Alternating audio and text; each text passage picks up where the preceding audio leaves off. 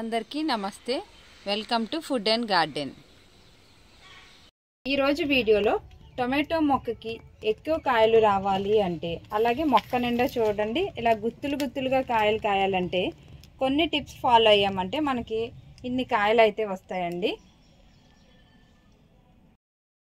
ముందుగా టొమాటో మొక్క పెట్టే కంటైనర్ గురించి తెలుసుకుందామండి. టొమాటో మొక్క నుండి మనం మంచిగా క్రాప్ తీసుకోవాలి అన్నా, అలాగే మొక్క నిండా కూడా మనకి కాయలు రావాలి అంటే కంటైనర్ అనేది చాలా ముఖ్యం. పెద్ద సైజ్ కంటైనర్ అయితే కాయలు ఎక్కువగా వస్తాయి. కంటైనర్ లోతు కూడా 12 నుంచి 15 ఇంచుల లోతు ఉండాలి.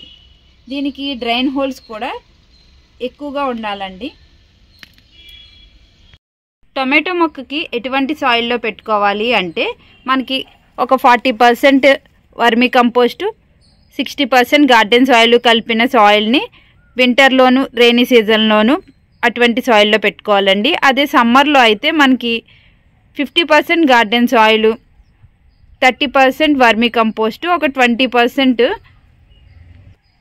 కోకోపిట్ కలిపిన సాయిల్లో అయితే పెట్టుకోవాలి. టొమాటో మొక్కల్ని మనం పాతుకునేటప్పుడు లోతుగా పాతుకోవాలండి. అప్పుడే మనకి టొమాటో మొక్కలు అనేవి స్ట్రాంగ్గా హెల్తీగా పెరుగుతాయి.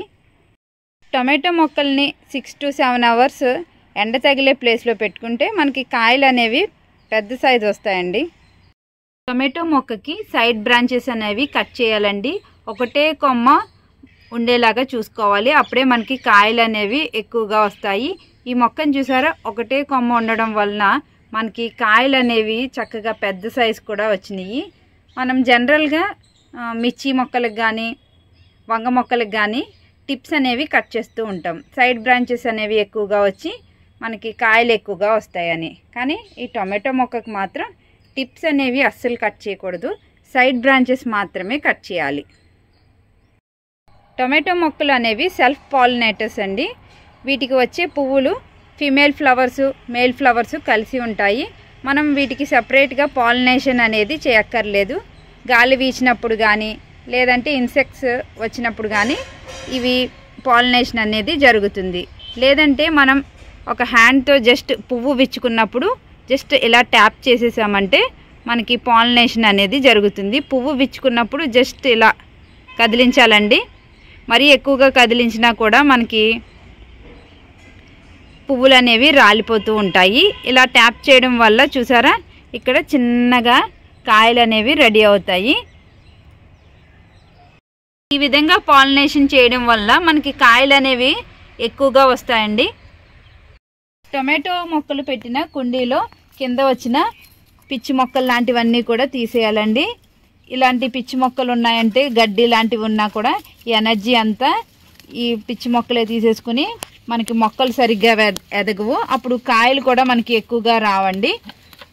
ఇలా సైడ్ మొత్తం అంతా తీసేసిన తర్వాత అలాగే కింద ఉన్న ఒక అడుగు వరకు ఉన్న సైడ్ బ్రాంచెస్ అనేవి కట్ చేయాలి. ఇలాంటి సక్కర్స్ని కూడా మనం ఎంకరేజ్ చేయకూడదు.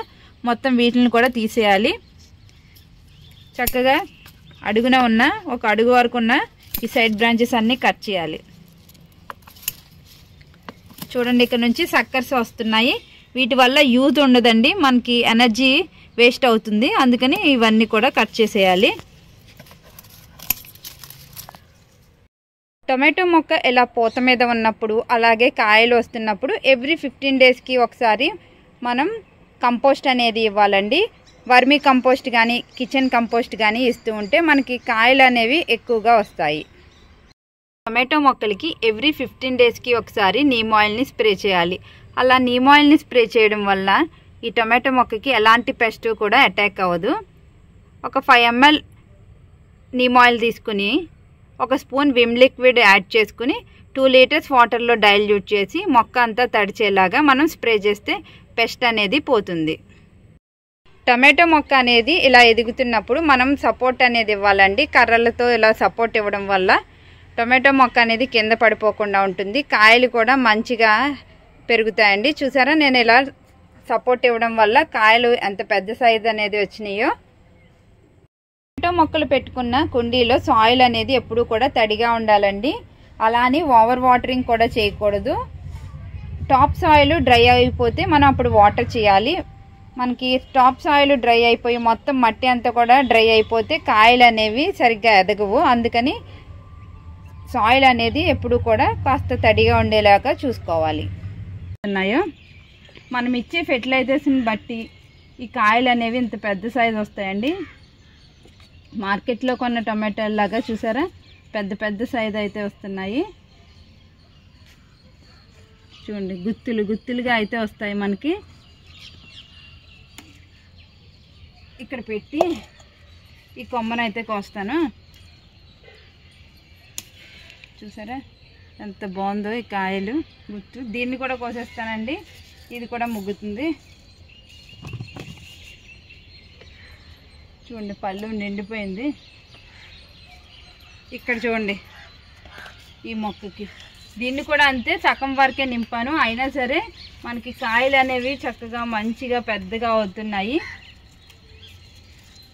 మన గార్డెన్లో మొక్కలు పెంచుకుంటే మనకి నచ్చినప్పుడు నచ్చిన సైజులో కాయలు అయితే కోసుకోవచ్చు.